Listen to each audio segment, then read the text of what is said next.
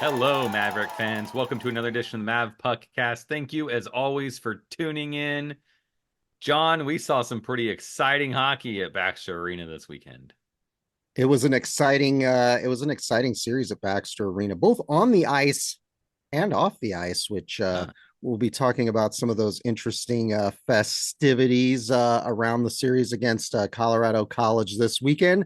But before we dive into the series, we've got to give a shout out to our official merchandise sponsor on the Mavpuckcast this season, Lawler's Custom Sportswear. You know, we've got one more regular season series at Baxter Arena, and it's the big one. It's against North Dakota to cap the regular season. As UNO fans are well aware, a lot of North Dakota fans are going to be traveling down I-29 for that series.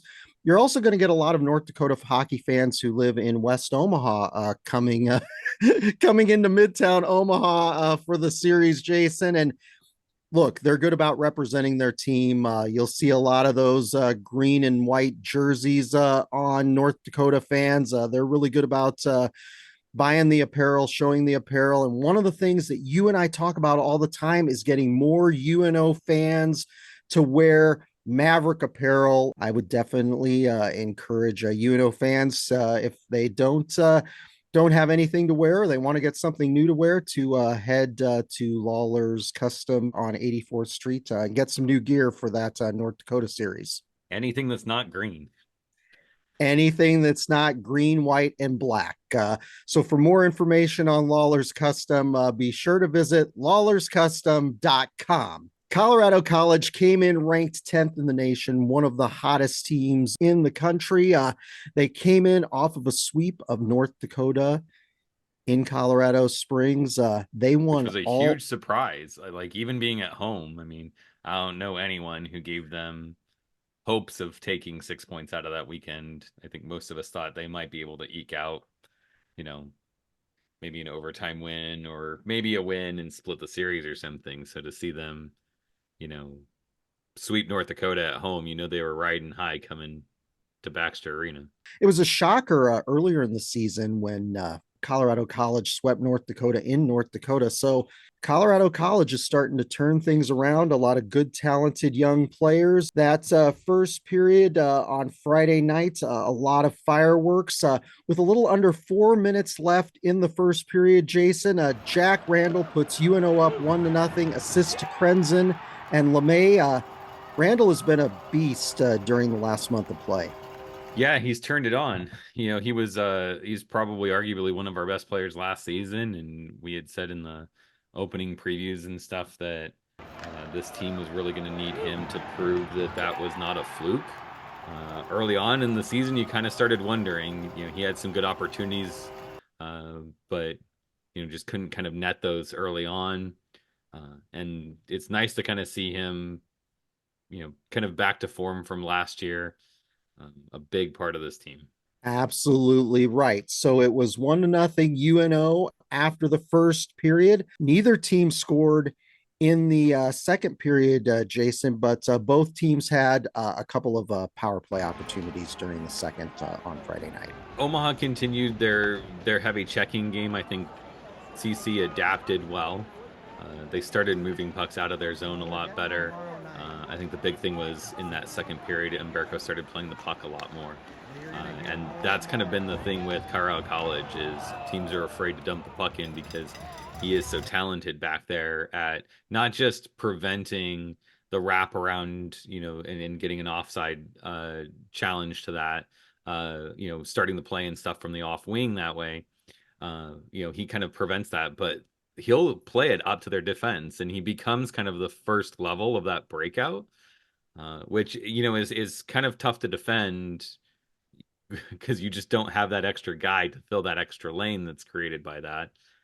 So to see him kind of start, you kind of started wondering, with just a 1-goal lead, like how long before Colorado College kind of gets back in this. But we escaped the second period still with that 1-goal lead, and I was feeling pretty good about where we sat there. I don't know what you were thinking kind of heading into that third, but definitely pins and needles because it's just one goal lead, but I was feeling pretty good about our play on Friday. Yeah, we played really well. A number of fans after the Friday game said that they thought it was UNO's most complete effort of the season. But 6:05 into the third period, junior forward Ty Mueller puts the Mavs up 2-0, assist to Tanner Ludke and Jack Randall. This was one that was reviewed for offsides. You and I went back and forth via text. I normally don't text during the game because I'm trying to preserve the battery to record these highlights. Tanner Ludke kind of backed into our offensive zone, but as you pointed out, he controlled the puck on his stick. And this was a rule that, for whatever reason, after nearly 30 years of following college hockey and hockey, for whatever reason, this hadn't come up. But he was in the zone first, but according to the USA Hockey rule book, because he controlled the puck, he could enter the zone first. Yeah, it's one that I think casual fans don't really kind of know about when it comes to the intricacies of offsides and how all that works because it doesn't come up a lot.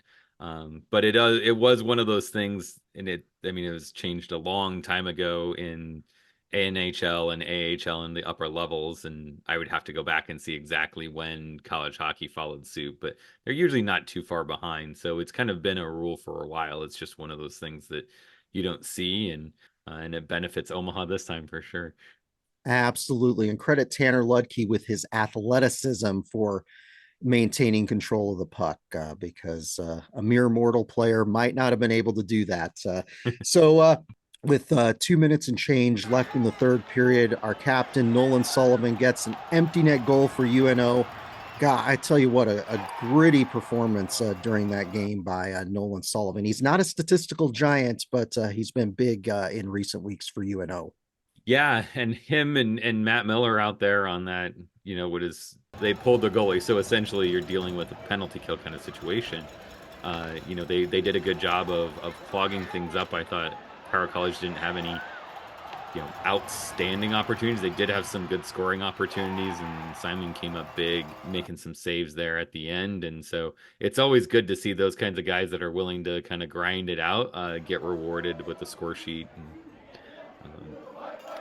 we've always said how much we like Sullivan and his play, and it fits the way that Omaha's kind of created their identity of just being a hard team to play against that are willing to do the little things, and they'll play a physical game when needed. Absolutely right. So big win, big 3-0 win. As you mentioned, Simon gets the shutout. Great for him. And as I mentioned, a number of UNO fans said that they thought that was UNO's most complete performance on both sides of the ice this season.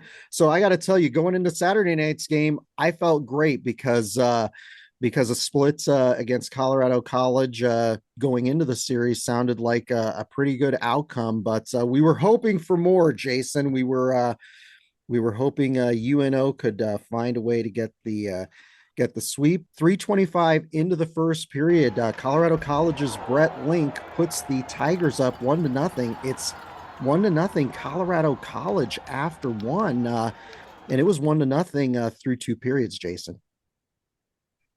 Yeah, CC played, especially I think more that first period than anything else. They played way better than they did Friday night. I think that Friday night probably shocked him a little bit. I'm guessing their coach probably had some things to say about their performance on Friday, and they came out and they were the better team in the first period. And there were a few times I was like, I had said at the intermission, like we were lucky after that first period just to be down by one, and the refs were starting to make some of those weird like how do you make that call? The goaltender interference call on Tanner was like, I don't know how you look at that and say that was his like his interfering with the goaltender. Still blows my mind on that one. So yeah, you're kind of concerned at that point in time because you're kind of feeling after that first period like CC's found their game. What can we do? I didn't. We started getting some momentum towards the end, but we just really didn't look like we had anything. But that second period was like we were back to playing like Friday. We were high on the puck, a lot of pressure on the forecheck, and that really frustrated and kind of bogged down Cairo College's ability to get their game started.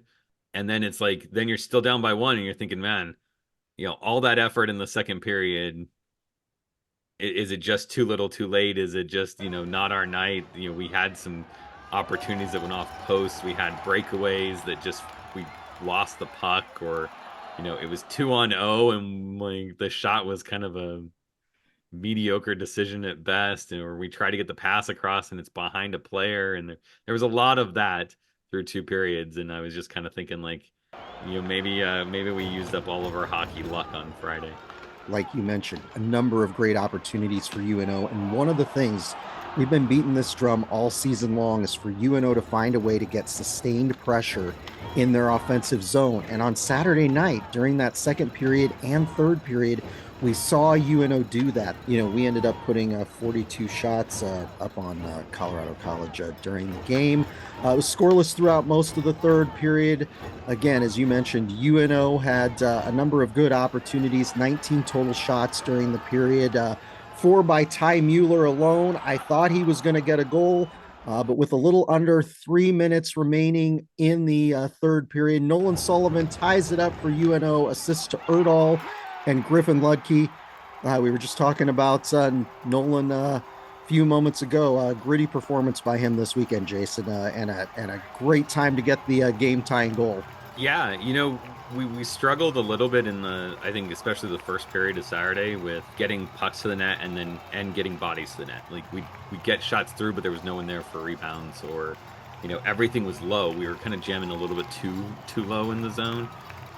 In that house area, and that, I think, Umberco's a good goaltender. He knows that we're the type of team that's going to be looking for that stuff that's 1 foot 2 foot away from him. So he started kicking rebounds out higher, and that gave his defensemen and his forwards time to break out, and so that we struggled with a little bit.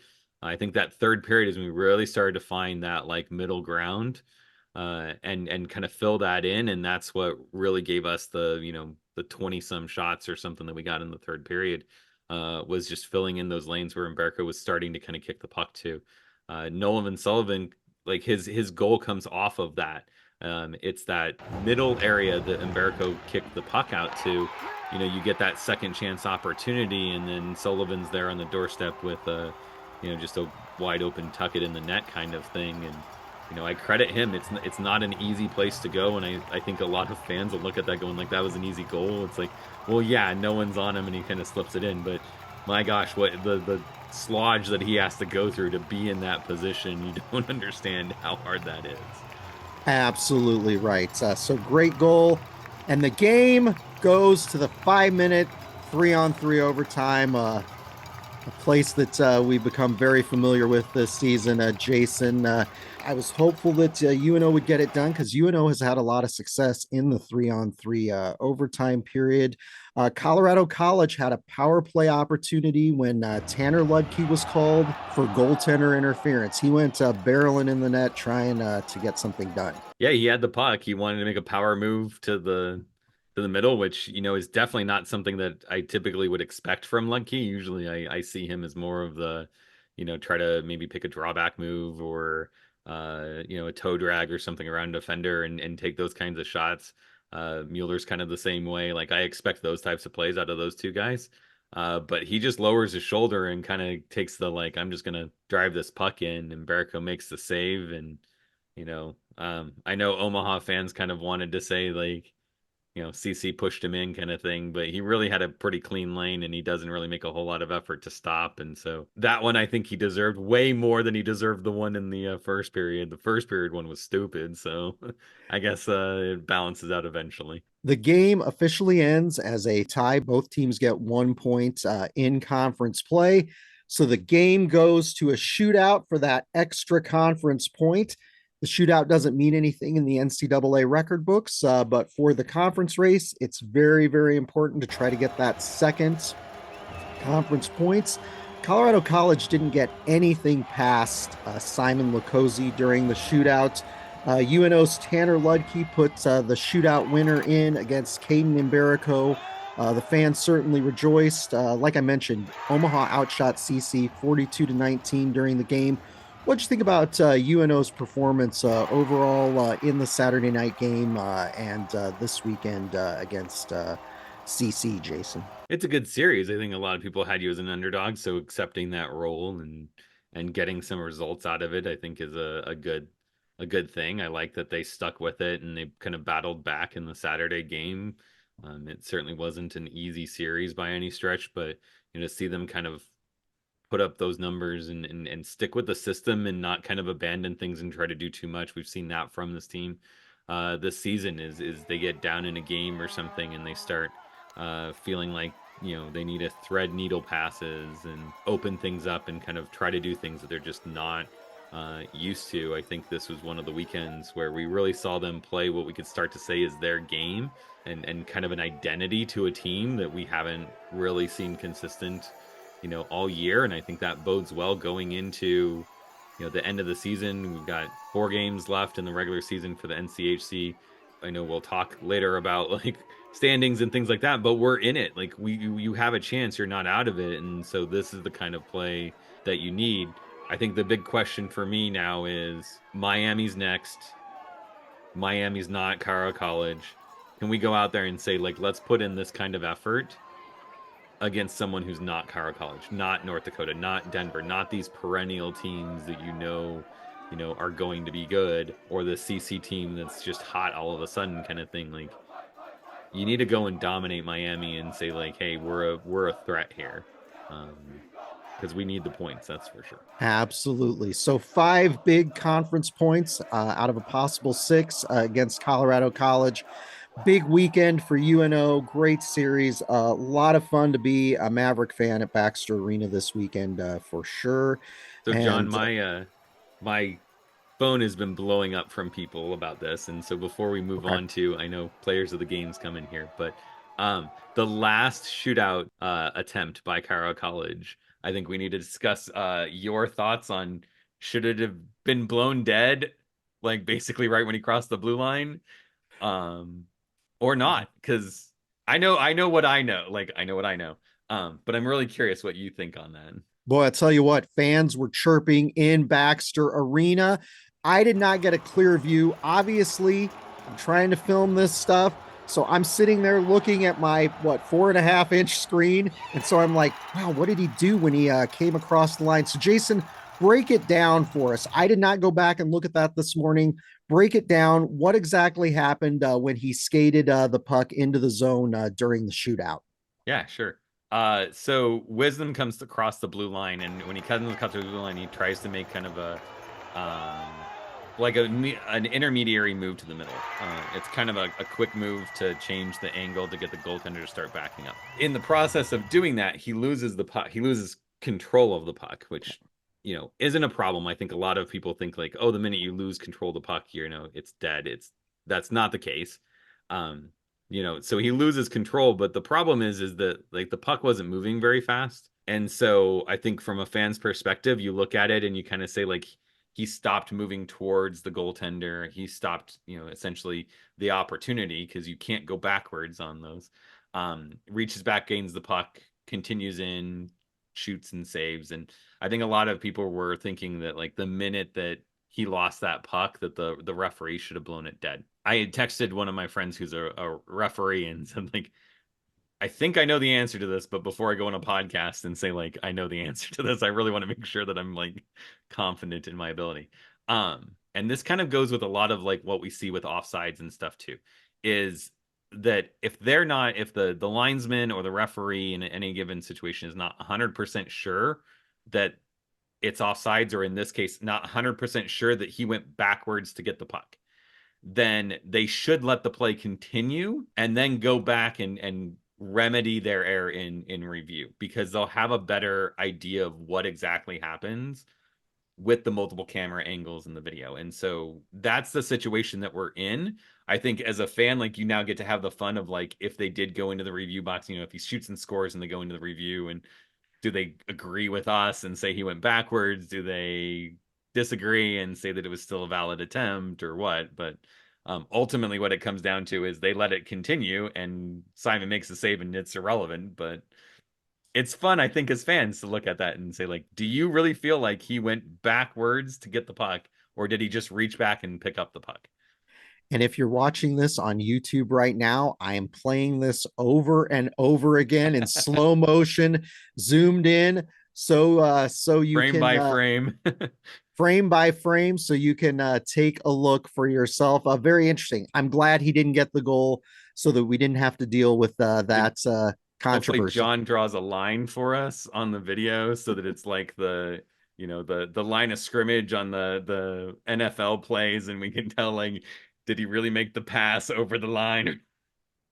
That does sound like something I will do. There've been a number of things, like I've wanted to have little like player names with arrows, like following the players around in some of our highlight clips, like you see like on NHL games. I've been learning the software as the season's gone, so hopefully this summer I can get some of those cool graphics. Thanks for the insight on that, Jason. One of the interesting moments in this week's series. So, as usual, we've got to talk about our players of the week. As always, I have no idea who Jason is picking for this weekend in a really good series against Colorado College. Jason, who did you like for UNO during this key conference matchup? I liked quite a few players, actually. I think this is one of those situations where there's a lot of guys who deserve to be mentioned in the podcast. Ty Mueller had a really good weekend. His face-offs, I think, were dramatically improved. Not just winning and losing, but his movement off of it. Once if he wins it, where does he go? If he loses it, where does he go? It just seems like he was way more committed to what they were doing this weekend than I've seen him be, this season. And so I think he deserves credit for that. Not to mention, when it comes to even strength play, both nights he was one of our best players, if not the best player for both weekends. So, really, really good there. Mancini was probably our best defense, like statistically our best defenseman all weekend. Really pushed the play a lot in that third period of Saturday's game. So, we've talked about him on the podcast before, but I think that, give him a lot of credit. You already talked about Randall, so I think he deserves some credit. Like, I just go down this whole list, but at the end of the day, like, there's just two guys that I was like, these guys just deserve more. I think one of them's fairly obvious, so I'm just gonna like leave it there for you and see if you take the bait. And I'm gonna take Nolan Sullivan as my player of the weekend. He gets the empty net goal and his face-offs. Like I think he was 62 when I looked, like it was like 60 some percent for the weekend, through both games. He was really, really dominant for us in there. And gave us a lot of that even strength, the gritty kinds of plays that kind of wears down a team, like Colorado College. I actually thought his Friday game was probably better than his Saturday game, but he really turned it on. Like, third period is just both nights. Like, third period, I was like, you notice Sullivan out there, third period, and I love players like that. The guys that, when the game's tight and it's close and things like that, like the guys that can still perform well. I like that. So, no, Sullivan's my guy this weekend. So, John, pick the obvious one. This is the second weekend in a row that you picked Nolan Sullivan. And I just got to say about Nolan, I did take some notes on him because obviously our fifth year captain had a really good weekend. He had that empty net goal on Friday night, and he had the game tying goal on Saturday. He won 21 of 33 faceoffs this weekend, 6 goals and 5 assists on the season. A great pick. I mean, I don't know who your obvious pick is here. I mean, you made the sales pitch for Ty Mueller, and you know how much I love Ty. Like, every game when he does something good, Bridget's sitting there and like, he's going to leave and he's going to go play minor league hockey and we're never going to see him again. He had a goal on Friday. He had 10 shots on goal for the weekend, 9 goals and 15 assists for Ty Mueller. You know who I've got to go with? And I don't know if this is your obvious pick or not. Jason Mueller might have been your obvious pick, but I think I got to go with sophomore goaltender Simon Lacozy, the Cat, as they like to call him. 24 saves in that shutout on Friday, 18 saves in the tie on Saturday. He stopped all the shots in the shootout for that critical extra conference point. He has a 2.80 goals against average this season and a .905 save percentage. Jason, was Simon the player you were thinking of? Oh yeah, yeah. I Yeah. mean, between the shutout and then really just like you can't fault him too much on that first goal on Saturday, and then after that he just closed the door and he made some really big saves. This easily could have been blowout on Saturday with the way that we played in the first period, and it wasn't because of him. So I'm glad you caught on to that little airdrop there for you. Yeah, thanks for the assist on that. And what's amazing about him, Bridget this season has gotten to attend the weekly press conferences on behalf of Mavpuck.com, and Simon has been the player a couple of times this season, and she asked him how he prepares for games, and he made the comment that he visualizes the game at least 3 times in his mind before the games are actually played. So he was phenomenal in the second half last season. And, as you get down to crunch time and postseason playoff time, goaltending and defense and good, good gritty play is going to be what gets it done. So yeah, great weekend for Simon Lacosi. But like you said, a number of great performances this weekend. But we've got to turn to our things you missed at Baxter Arena. And Jason, I'll tell you what, there were a number of interesting things going on this weekend at Baxter Arena. Good to be back in the friendly confines of Baxter Arena. On Friday night, there was a bobblehead giveaway. The first 1,500 fans got bobbleheads. I know you guys were there early. Last year's bobblehead was this Durango with the hockey stick, which sits on my desk. I also had an animation for him last season, and he would just appear randomly with his head shaking around. But this year, they went with one of the people behind the UNO hockey program. We've got Coach Gabinet. And as I was taking notes this morning, this was sitting on my desk and he was just like staring at me with his arms folded. And I looked at him and I'm thinking, oh, I don't want to take notes today, but I'm thinking Gabinet's just, he's standing there, thinking to himself, you just got to trust the process, John. So what did you think of this year's bobblehead giveaway from Vance Thompson Vision?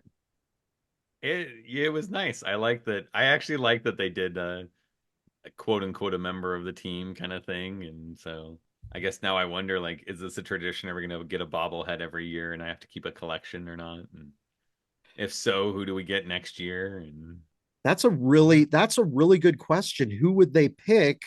I don't know when they have to order these things. I'm sure there's quite a bit of lead time to get these things done. So it's got to be somebody is coming back. So maybe they'll roll down our list of assistants, or who knows what maybe they'll come in with an alternate look for Durango next year. I don't know, but yeah, no, I or thought they could just do a generic hockey player and not have it be anyone specific. I've also seen teams do. There was a ECHL team that did a bobblehead night, but the boxes were all nondescript, and so when you got it, you got a numbered player, and you just didn't know who you were going to get. So it was a gamble kind of thing, and so which I thought was kind of cool because then I saw a bunch of people in a Discord group like, I'll trade you number 12 for number 14.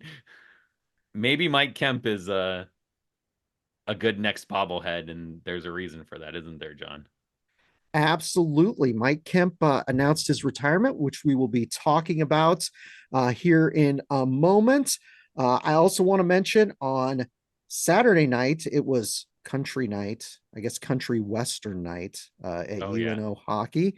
We had and the cowbells, country and we had yeah, cowbells, right? yeah, Pepsi, who is the soft drink vendor at Baxter Arena, sponsored these. There were 1,000 cowbells. We heard a lot of great cowbells. In addition, the students had 600 cowbells distributed to them, along with 300 horns. And I don't know if you heard that horn noise during the game on Saturday night, but having run a fan site where we sold plastic horns just like that to fans back in the early 2000s, and we did get in trouble. We got a letter saying they were noise irritants, not noisemakers. But I love the sound of horns at games, and I love the sound of horns in the student section. What'd you think of the horns, Jason? All I could think of was when we went up to Augustana and they wouldn't let us bring in cowbells to the game, and I'm thinking, is this we need to do this promotion against Augustana some year just to like rub that That's one in. that's right, man. We do not subscribe to Augustana's no No. artificial noise. No, we want to have fun at games, and artificial noisemakers like cowbells and horns are part of the experience. Yeah, we know how to do it right at Baxter Arena. One of the things that was really cute that they showed on the Jumbotron during the game was Nolan Sullivan and Tanner Ludke did a video. They would tell these kind of jokes, which were kind of like dad jokes, where the other guy would take a swig of water from their water bottle. See how I can demonstrate here with my water bottle. So they take a swig with the water bottle, they would hold the water in their mouth. The other player would try to tell a joke and they would try not to laugh. And it was pretty funny to watch both Tanner and Nolan burst out laughing, water spraying everywhere at those jokes. What did you think of that little what did you think of that little recorded segment, Jason? Oh, I loved it. It was good. It's always fun, and I've seen a lot of other teams do that. So I love that they're kind of jumping on some of these trends and getting involved in them because it's fun to see the guys and you know in those kind of like not serious moments, and it definitely looks like they're having fun with it, which I think is the best part of it is to see the guys enjoying their time here since we enjoy watching them. Speaking of Tanner Ludke, we got to sit with Tanner, Tyler Rollwagon, and Jacob Slippick at the Dinner with the Mavs on February 15th. It's been a couple weeks since we've done an episode, so we haven't gotten to talk about the Dinner with the Mavs yet. It's an annual event that we always enjoy. Normally, they do it once during the first half of the season and once during the second half, but the Blue Line Club only did the second half this season. Part of that, I believe, is because the bye week in the first half was very, very early. So, Jason, we sat with you, Jolene, and your father-in-law at the Dinner with the Mavs.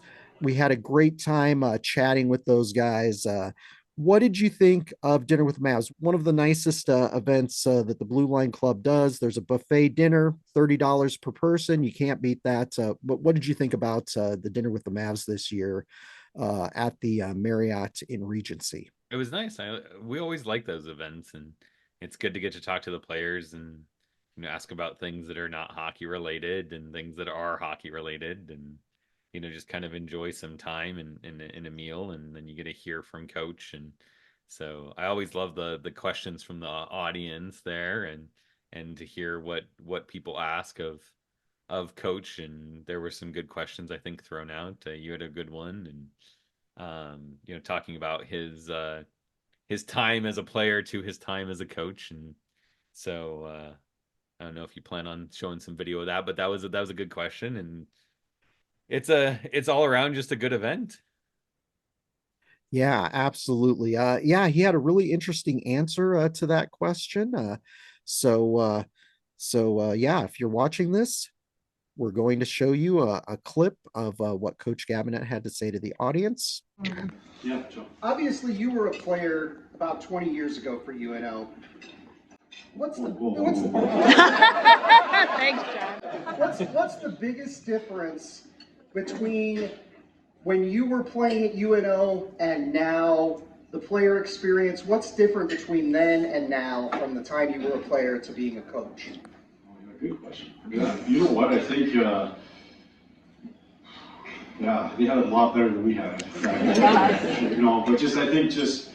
I think the level of play has increased. I think the level of play has increased. I think just the demand on these guys week in, week out, especially in our conference has increased. I think, it's a high level hockey. It's a high level hockey. These guys got to play every single weekend, and I don't remember it being that intense as a player, week in to week out. It's just what these guys have to go through mentally and physically. So I think that's definitely one thing. I think secondly, I think the support that the athletes have now, just from the food to the nutrition I think that's one thing our department's done an unbelievable job at, from whether it's a sports psychologist to trainers to nutrition to strength coach, all those good things. I think there's some really good pieces in place here. And And I think Baxter Arena is a game changer too. That I think a week ago I'll remind the guys how we used to drive and work out at 6 a.m. every Monday, 6 a.m. workouts and do all those things. And I think now just being streamlined at Baxter's been an awesome addition to have that kind of one-stop shop now for the guys. Well, good stuff, guys. Again, just really from the bottom of my heart and from our team, just really want to thank you guys for the support. There's a ton of stuff that goes on behind the scenes. And back to your original question from John, I think about one of the things one of the things is what I know now being a coach, not a player, just all the behind the scene works when, players get to roll in and roll out and, get fed and all that stuff. But what actually goes into making that possible is a lot of work. And a lot of people in this room are really, really big contributors to that. So again, really want to thank everybody for coming. Looking forward to the CC weekend coming up here. Thank you.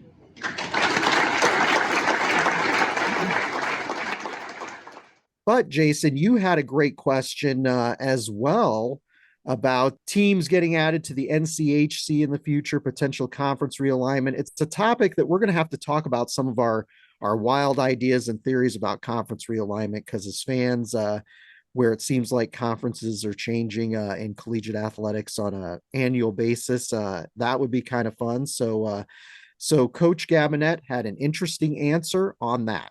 There's a lot of talk about conference realignment, and you've got teams that are just coming in with like Augustana and that. If you could pick one team that's not in the NCHC that you could bring in, who would you pick? Yeah, to be honest, I haven't thought about it. I just kind of look at the schedule in front of us and focus on those guys. But I think Augustana is a great addition to college hockey, especially for us with the location to play. I think it's gonna be a nice little, hopefully a little bit of a home and home situation there with it being so close for us. It's a lot easier for us geographically. Usually for non-conference, if we're going to a lake state, that's a tough travel for us. So I think it's gonna be nice to have some of those teams geographically. So maybe a team closer by would be great to get in the conference there. Just for our travel partner's always been North Dakota, and that's not an easy bus trip to North Dakota. So I think maybe bringing somebody in that's close by could be nice. But overall, Jason, I think you and I would encourage fans to come out to events like this. Earlier in the season, you and I met one of the folks who loyally watches and listens to the Mavpuckcast, Dan Blecker. We met him in the lobby early this season after a game, and he actually came up to me after the Saturday night game and was asking about membership in the Blue Line Club. He wanted to know if anyone could join the Blue Line Club, how much it costs. So this season, Blue Line Club membership started July 1st of 2023. So for next season, they'll start July 1st of 2024. $50 donation minimum to join. That's $50 per individual, $50 per couple, $50 per family. Or if you want to donate more, I know that UNO and the folks who run the One Fund would love that. They have 2 member appreciation events in the Blue Line Club area behind the student section each season. That's the Blue Line Club member area for each game. So normally during games, they'll have popcorn and other snacks that you can pick up there. Their big signature event every summer is the golf outing. We just got a postcard for the golf outing. What are your thoughts? Like, a lot of people don't know about the Blue Line Club. In the late 90s, early 2000s, I was a board member. At that point, they had near 1,000 members. There were Blue Line Club luncheons every Friday before each home series during the season. There were lots of events. Obviously, they don't do as many events, and it's kind of a lower profile organization. But what are your thoughts about Blue Line Club membership? I like it. Like, it gets us into the games a little early, and there's, obviously, like you talked about the events and stuff that they do. It's a fun thing for us, and obviously, as content creators in the podcast and stuff, it's a unique opportunity for us to get some content from the guys and talk to them. So that's always good. But yeah, I mean, I think most schools have some kind of booster club kind of thing like this. It's just a question of, is it worth it for each family? And you got to decide, for you, if it's worth it for you. But I certainly have enjoyed being a member of the Blue Line Club and have no plans to stop being a member. Absolutely right. So as always, for those of you who follow us on social media, if you have any questions about the Blue Line Club, be sure to post, be sure to DM us. We're always happy to answer those questions. Like Jason mentioned, if you have a Blue Line Club card, you can get in 30 minutes early before the game, which is kind of nice to do on giveaway nights like they had this weekend at Baxter Arena, but a number of great events like the dinner with the Mavs each season. So we would encourage you to join. I know that the UNO athletic department would appreciate your donation. But you mentioned him earlier in regards to bobbleheads.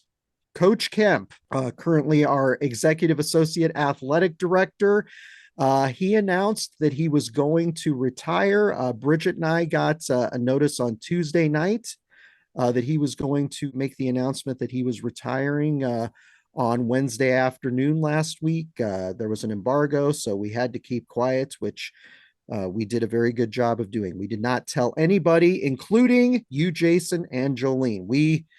We're trying to be good citizens in the world of UNO hockey. Coach Kemp was the architect of the UNO hockey program. When the program was announced shortly after Bridget and I graduated in the spring of 1996, Mike Kemp was hired to be the head coach. And over the course of the next probably almost 18 months or so between the time he was hired and the time the program started playing, put together a program, hired two talented assistants, David Quinn, who I know you're very familiar with, Jason, and has had success at a lot of levels of hockey. Steve Rollick, who's currently the head coach of the Ohio State Buckeyes.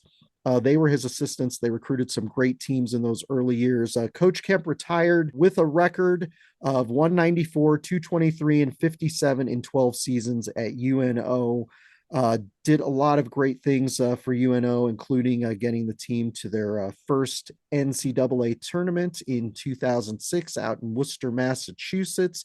He also coached the club team in the 1975-76 season with the intention of starting varsity hockey, but budgetary constraints due to Title IX put that plan on the back burner. So Coach Kemp has said a number of times over the years he never thought we'd actually end up starting hockey here in Omaha. He was a longtime assistant at Wisconsin. He worked for both Badger Bob Johnson and Jeff Sauer while he was there. He recruited players like Mike Richter and Curtis Joseph. And if I recall correctly, when I was on the Blue Line Club board of directors in the early 2000s, he had talked about trying to get Curtis Joseph here for some fundraising event for the Blue Line Club. And Joseph was the netminder for the Toronto Maple Leafs at that time. So very emotional press conference. Bridget got to ask Coach Kemp some questions, and we're going to go to some highlight clips of that now, and Jason and I will join you again on the other side. For me, this is a very bittersweet moment, obviously. I've had quite a career, and I appreciate everything that anybody has ever done for me during that career. It's been 48 years in college athletics, and I certainly don't believe that even though I'm walking out into retirement in May, I don't really think that I will be a stranger to any kind of Maverick athletic event. You know, I entered coaching not with any grand ideas of what would happen to me throughout my career or any great success. It was really all about the opportunity to work with young people.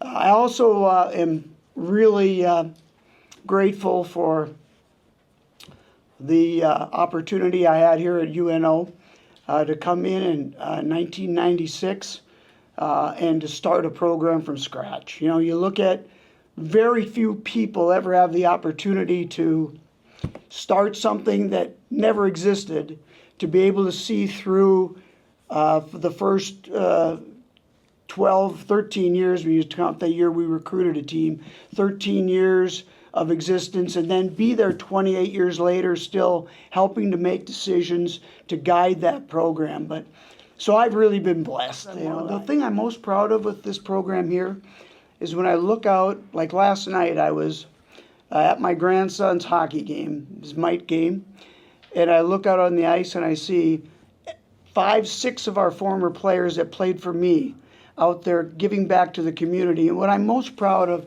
is the number of players that we had going back to 1996 who came to this community because they all came from someplace else.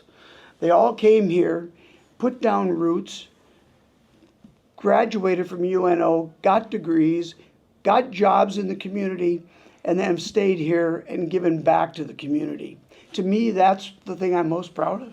You know, there's been so many things that have gone down the pike here over the years, and I just know that, you know, I have been so blessed to be surrounded by so many good people.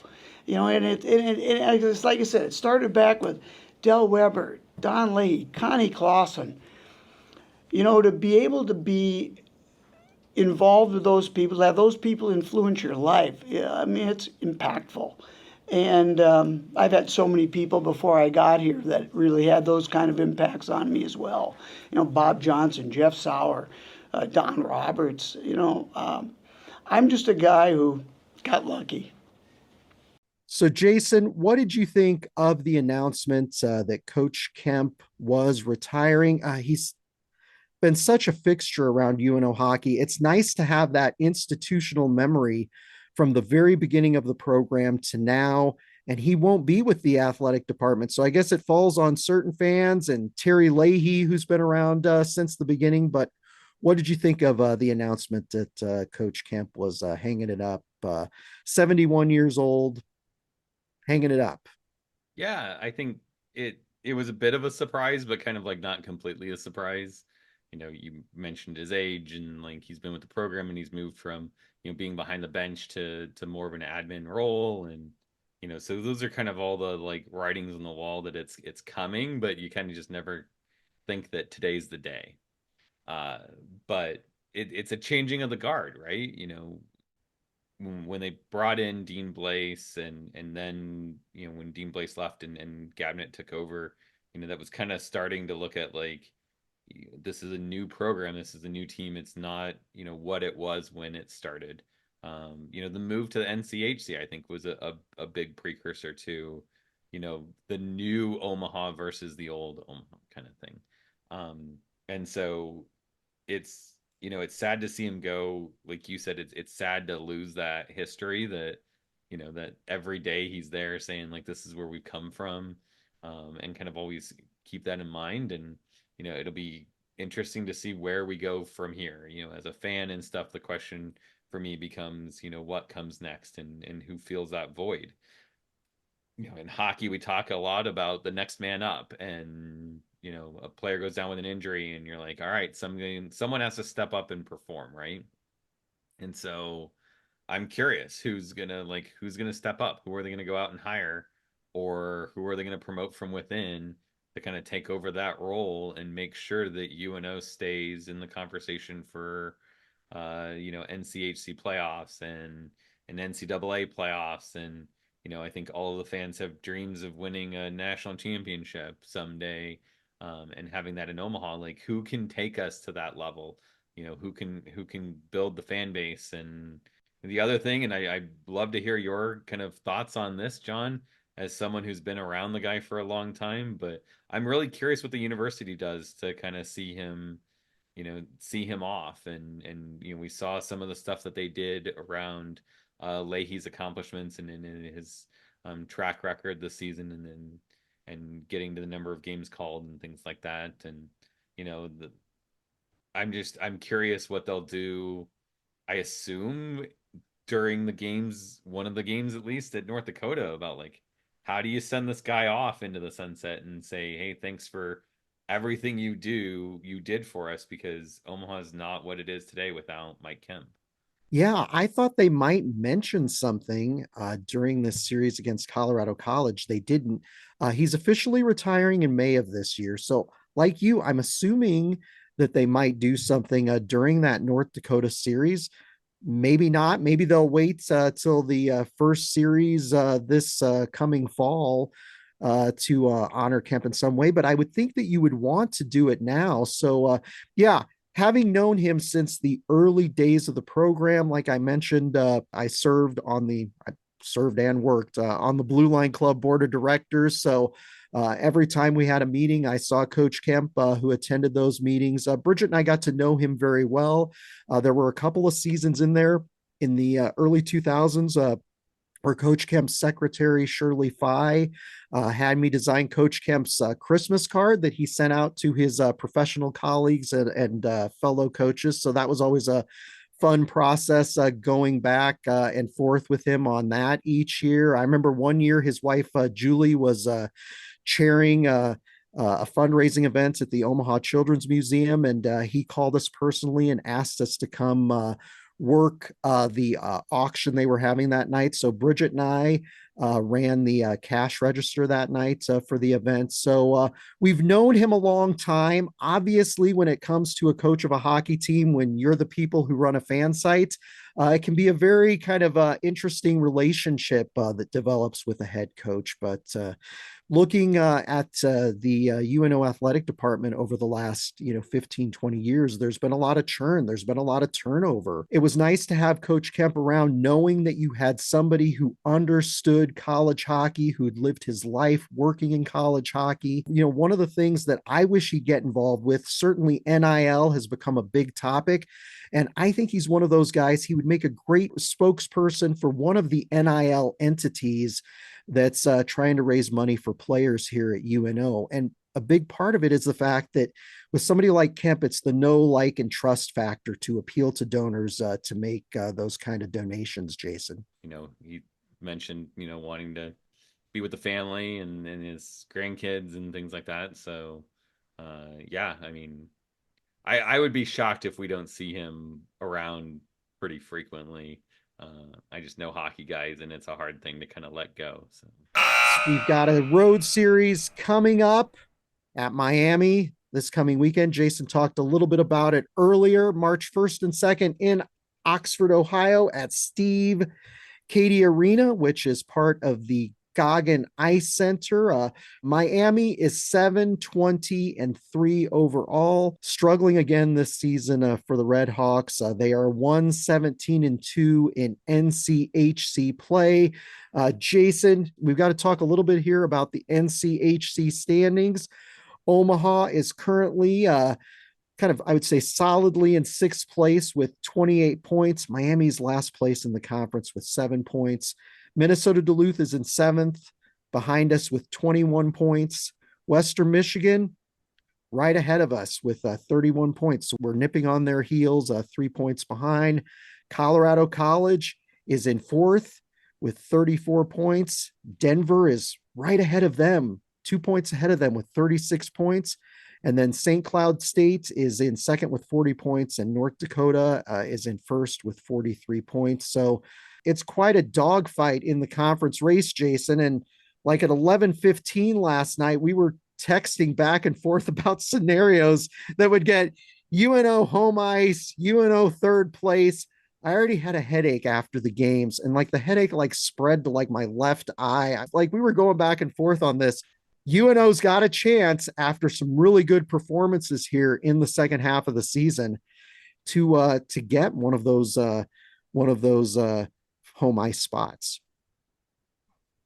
Yeah, they're not out of it, which is a honestly kind of a surprising thing to say when you're sitting in sixth, to say hey, we still got a chance to be top four, and when you're actually having to do the math to figure out if we can possibly get to second place, it's kind of a it's a fun thing to do. A lot of it comes down to who plays who.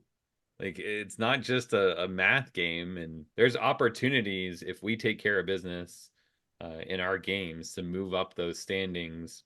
And with 3 points for a regulation win, we can move up really quick.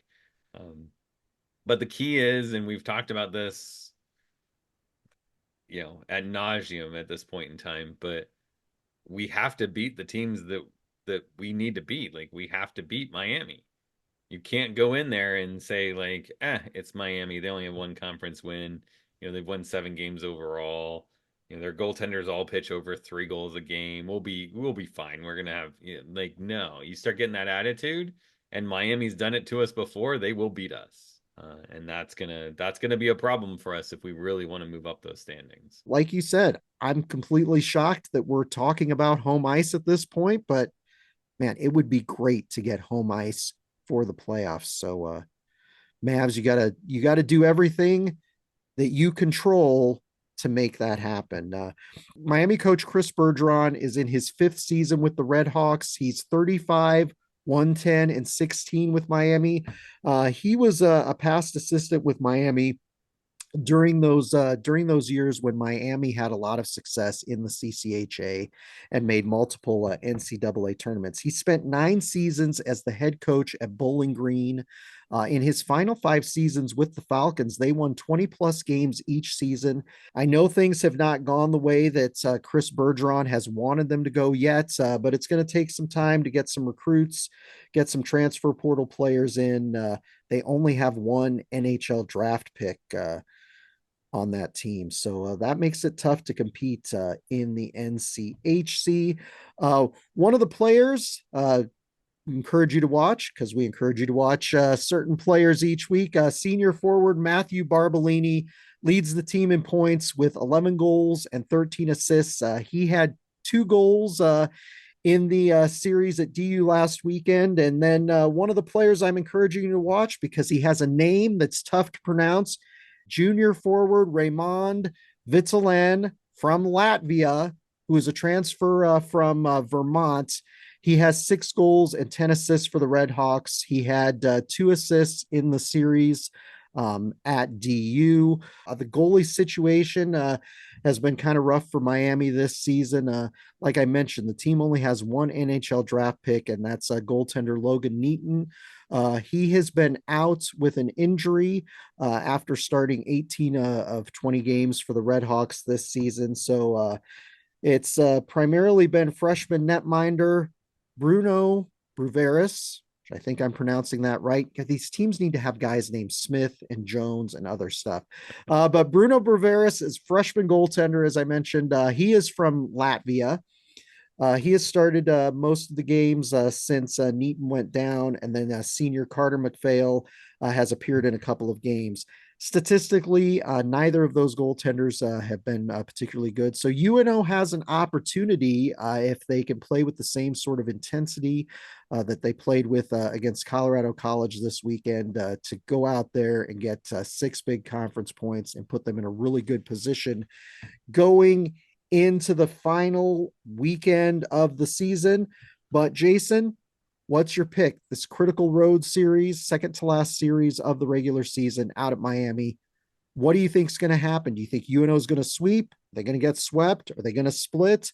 What do you think is going to happen against Miami this upcoming weekend? I think that sweeps are rare usually, especially in NCHC. The teams are just so evenly matched, and there's so much talent that it's hard to pick one of these. But I think this is one of those times where I think it stacks up for Omaha to sweep Miami. I think, one, it's a team that we know is down, and our guys are motivated. They see where the standings are, so hopefully they're not looking past Miami to North Dakota. But I also think the factor of Mike Kemp retiring, isn't something to look to diminish too much or discount too much. I think the guys are motivated to say, like, he said that this is his last season. Let's make this a memorable one. Let's make the NCHC playoffs. Let's get to Minnesota, for the first time. Let's see if we can make a run and get in. But I think that the things to motivate them are there. I think you're right. So Jason, you picking the sweep? Picking UNO to sweep.